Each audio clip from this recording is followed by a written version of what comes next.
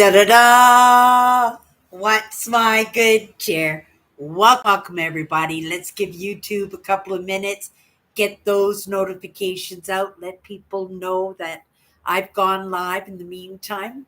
If you don't know, I'm going live 9 o'clock consistently, Monday to Friday, with this live podcast. It's a new thing I've been trying out, and it's just in the habit. It has been very easy for me to come in. I am not, I don't have that allowance anymore to say, oh, 5 more minutes, or we can do it at 10 o'clock, or oh, this is a good program. Let me finish this first. I am been pretty good about this. I'm all pat myself on the back. You know, it's not common that people that have these kind of lives that we live, that we just don't like to have the pressure on us. We don't like to be told what to do.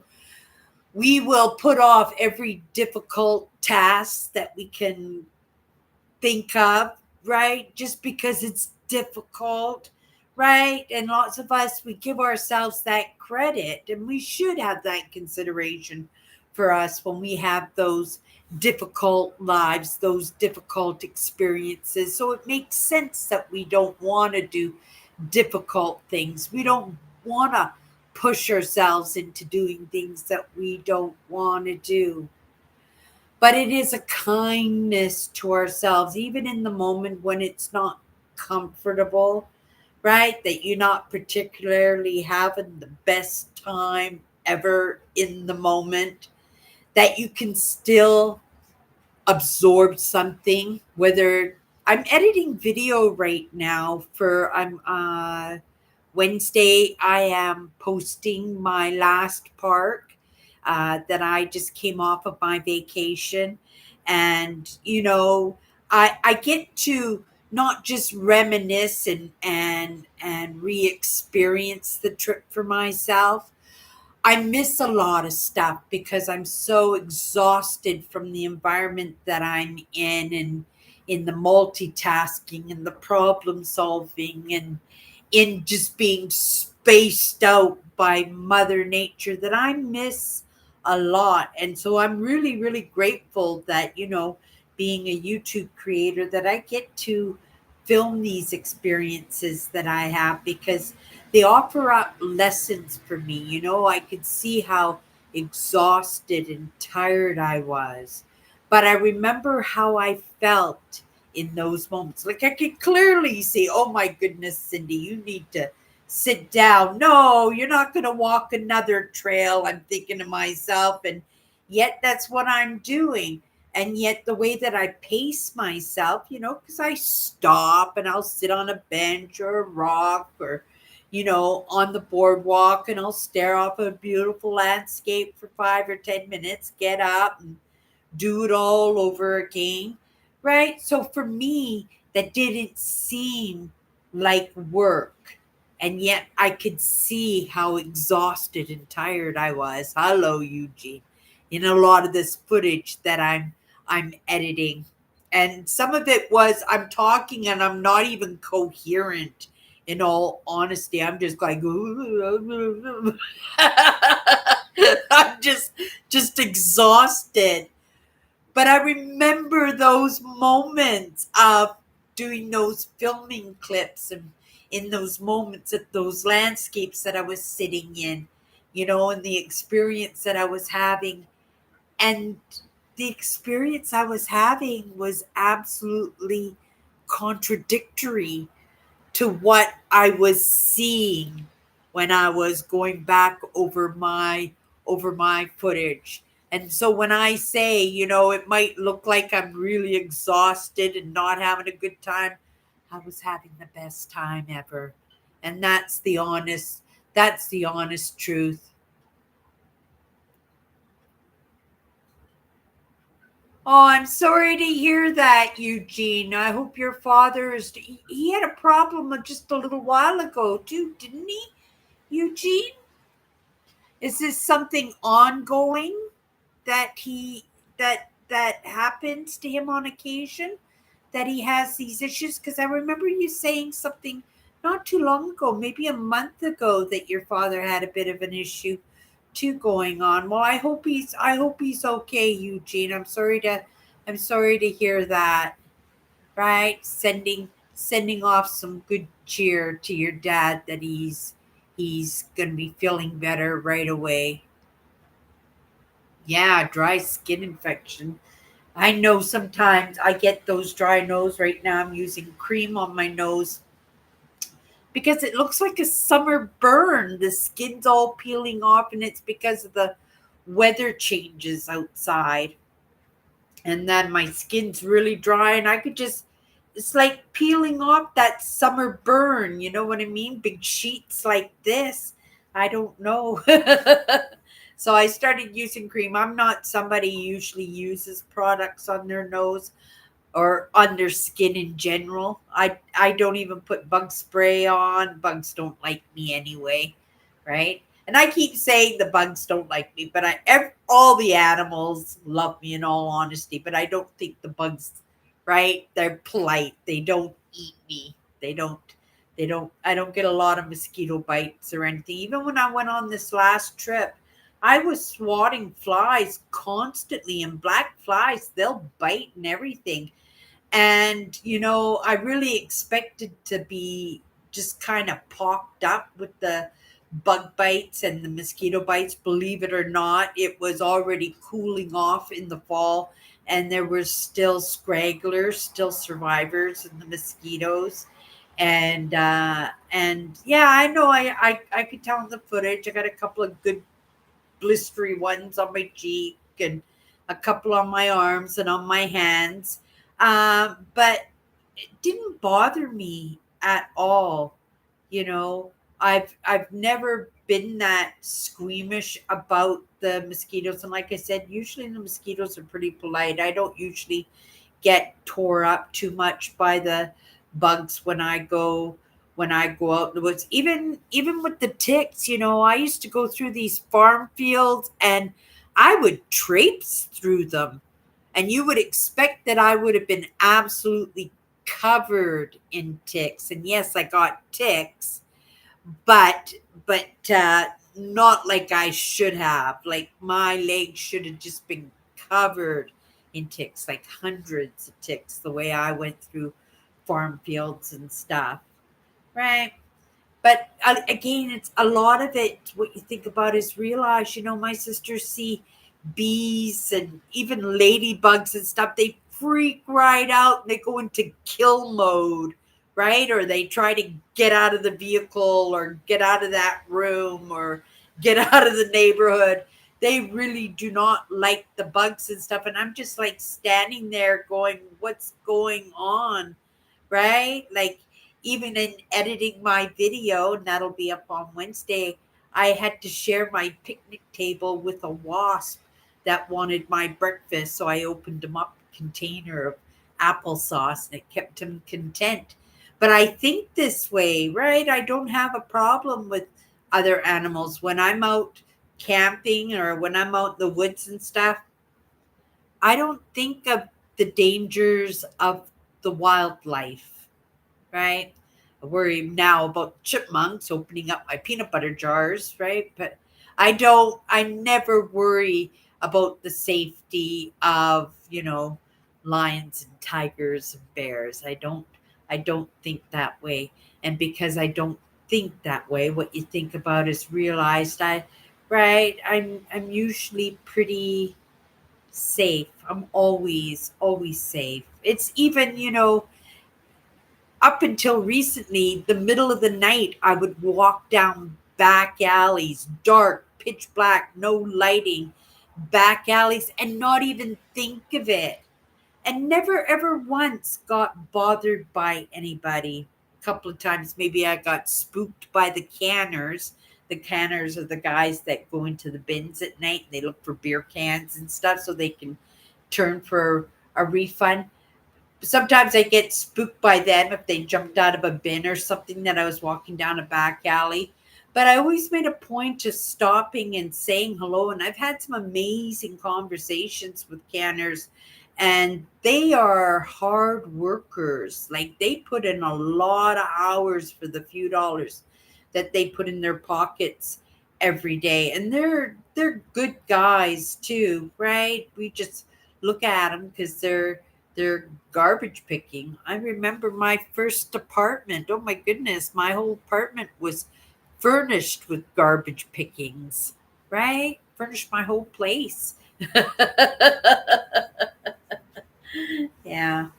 It's really neat when you kind of look back and you see what's significant and what's not significant, and then you think that's not significant, but then here it is 30 or 40 years later, and I bring these things up in the conversations, and if you'd asked me back then, I would say that was just useless information, but somehow it got stored and it gets drummed up, right? It gets drummed up. This is how history got passed down with the indigenous, was just word of mouth from one generation to the next, right? But this is humans, and you know how we get our stories mixed up, and we all like to beautify and add on to the story or put our spin to it, right? Let me have a sip of my coffee. Mm, very good. I procrastinated all day. The plan was to get up this morning and get right into editing my video, like pulling teeth sometimes. Today was one of those pulling teeth. I knew once I started, I would be in the flow. I'm halfway through editing the video already, halfway through, and I just started editing yesterday. Well, I didn't start it.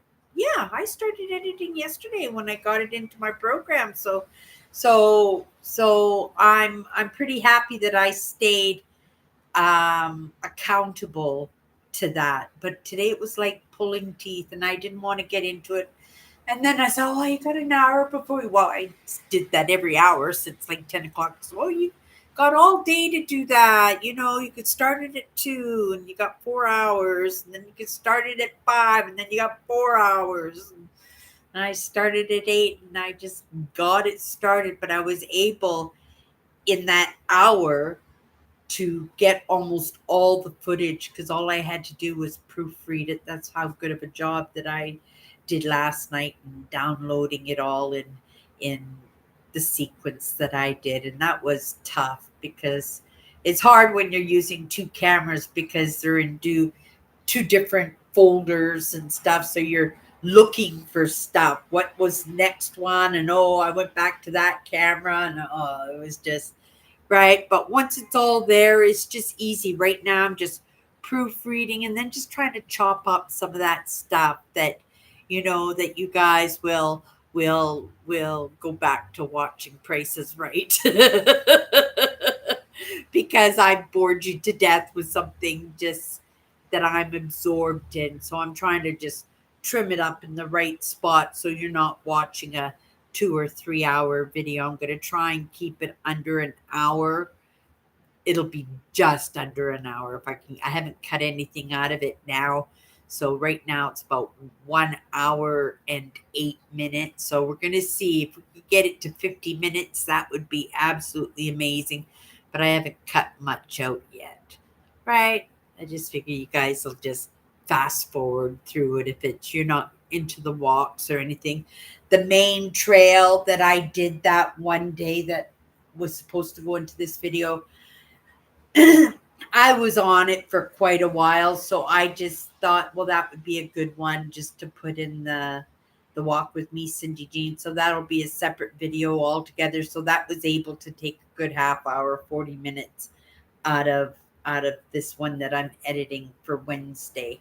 But yeah, so after my live tonight, then I'm just gonna go back into it for a little while. And who knows, I might have the first cut done already. then I go in and it's like I'm the editor, and then I go in and I put transitions and the fonts and the fix the music and stuff like that, right? Okay, you guys, we're going to pick a card now. If you've never hung out with me before, these are just 54 powerful words. There's 56 cards. Two of the words believe and acceptance are in there twice. I was called to put those two ones in there only because I when I was working on the cards, it just seemed that I tripped over those 2 days in working with those, or 2 weeks, because I worked with each card in a different perspective every day. But those weeks I had problems with the computers and stuff like that, so I didn't give those words proper due time or diligence. So they got the distinguished extra bonus of being in there twice. I don't pull them very often. Either of them I don't pull very often, but maybe today is the day. But they're just 54 powerful words. All I do is I grab the card, we go into it. It's the first thing that comes to my mind when I pull the card. And then off to the races we go. Sometimes it's a couple minutes, sometimes it's not, sometimes it's a while. But it is what it is. And that's the fun of it too, right? And because I'm doing it live, right? I'm just not like stashing the cards and stuff, right? So okay, let's just pull one out. This one right here. Is that two? I'll take the one behind. Oh, it's a good one. You know what? This is the card. There's lots of things that I use to keep me going, right? Like I said, quite often we have to kick ourselves in the butt. We're not high motivational people. Sometimes in our hypervigilance, in always paying attention as to what's going on, if we can immerse ourselves in something, then that takes away from the compulsive habit of being, super. What's that? And what's he up to? And oh my goodness, right? And right, it takes the hairy scary out of things. And so what I do is I allow my curiosity to help me drift away from my compulsiveness, to pay attention, right? It's like when I was talking about yesterday. If you were in my live show yesterday, I use a fan, whether it's plus 30 degrees or it's minus 30 degrees.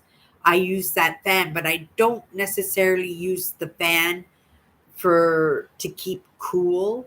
I use the fan because of the motor will, right, keep me distracted from hearing the murderers and the rapers, which is what I'll be listening for, right? If you have hypervigilance that way, if you're out for your safety and you're paying attention, and lots of us are, there's nothing wrong with that. That's amazing that you care for yourself that much, that you're going to give yourself that much of attention. We all should do that because we do need to be our own babysitters quite often, don't we?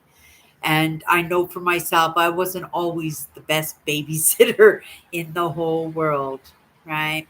Partly because of this, my curiosity. Curiosity is the interest that has our attention, right? That is not necessarily the hypervigilance. The hypervigilance is always there because you're just always paying attention to your surroundings. But that curiosity, once something does have your attention, that you've stopped scanning, you got that target that caught your attention. What's that up to? Or oh my goodness, look at that beautiful landscape. Or oh, I've never tried sushi before.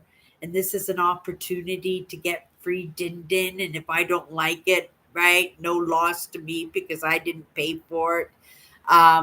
It's that curiosity about things. You know, it's being interested in our environment. Like when I do take these trips in September, that I just immerse myself in the experience. That sometimes I'm so spaced out and so exhausted, and I think I'm just still in party mode, right? I still think that, that it's the best time in the whole world, when I can clearly see that, oh my goodness, Cindy, you need to sit down and take a few minutes. I just laugh at myself sometimes, right? But that's, one of those very first lessons that I got, to be able to love what you do, right?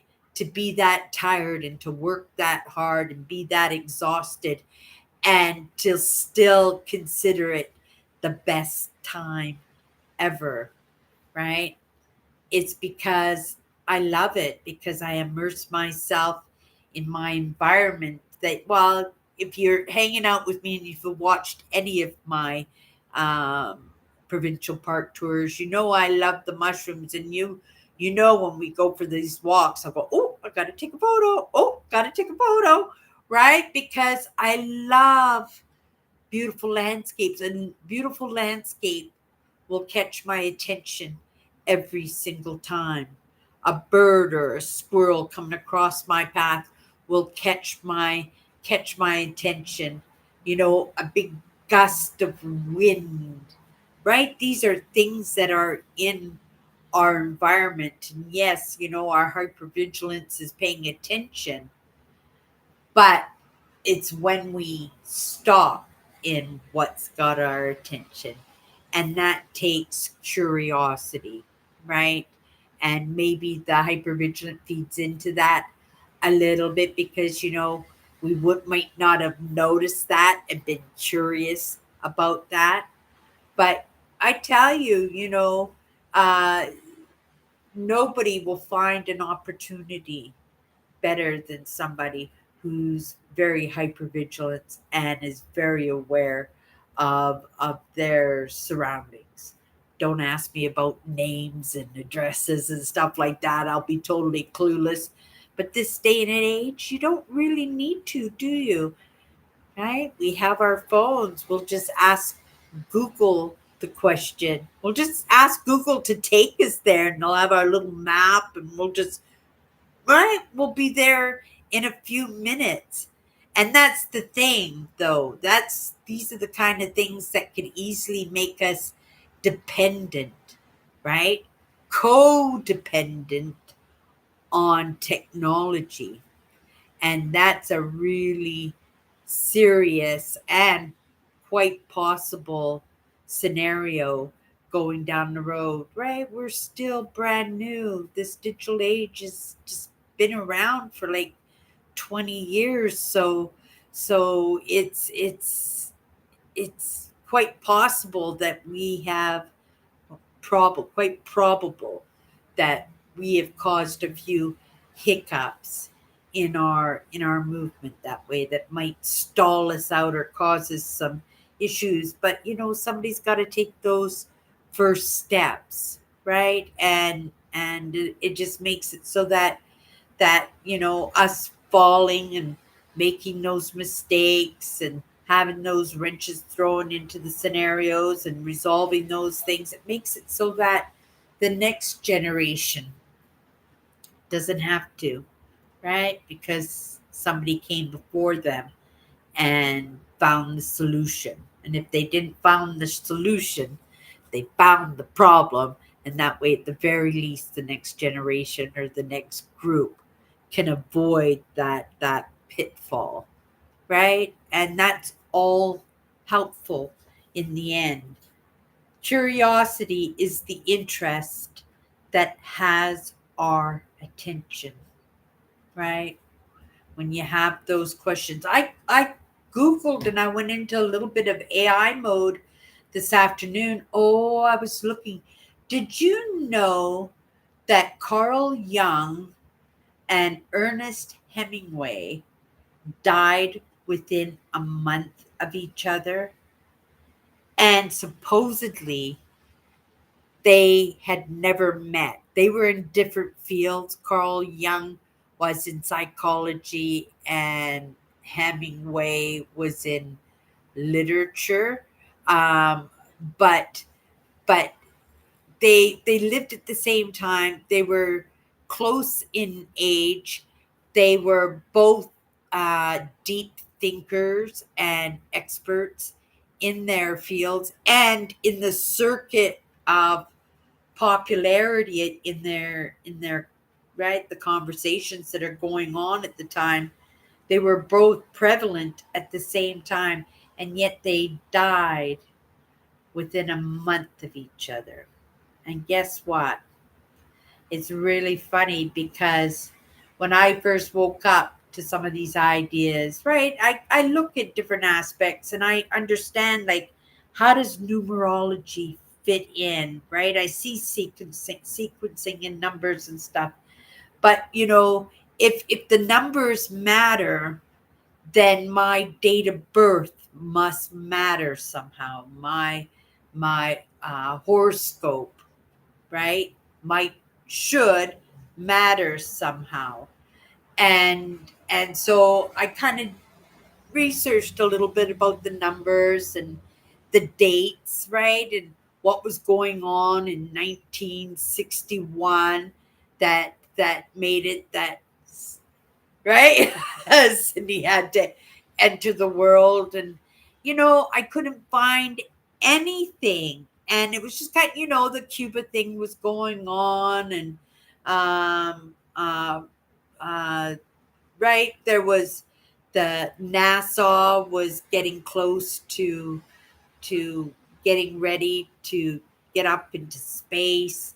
There was a few things going on, but nothing. Right, the Berlin Wall was being built. There was stuff going on, but nothing that stuck out in the year that I was born, which was 1961. Well, when I did that Googling today, I just came across something. I was born 4 months after these two guys died, Carl Jung and Ernest Hemingway.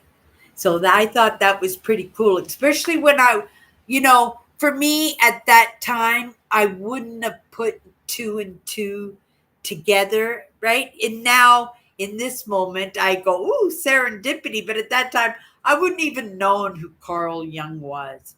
Ernest Hemingway, I would have remembered him, right? Because he was an author. But right, Carl Jung, I would probably have never even heard of the guy. And yet, today I stumbled on 1961, and both of those guys died within a month of each other. And I was born 4 months later. It's pretty cool.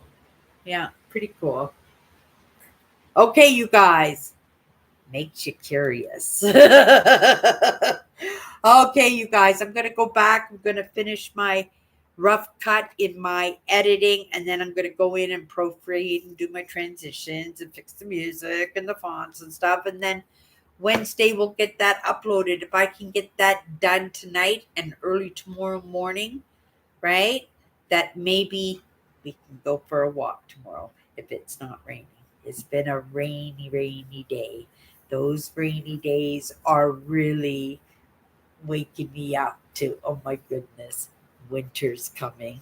Okay, you guys, have a great night, and we'll see you tomorrow.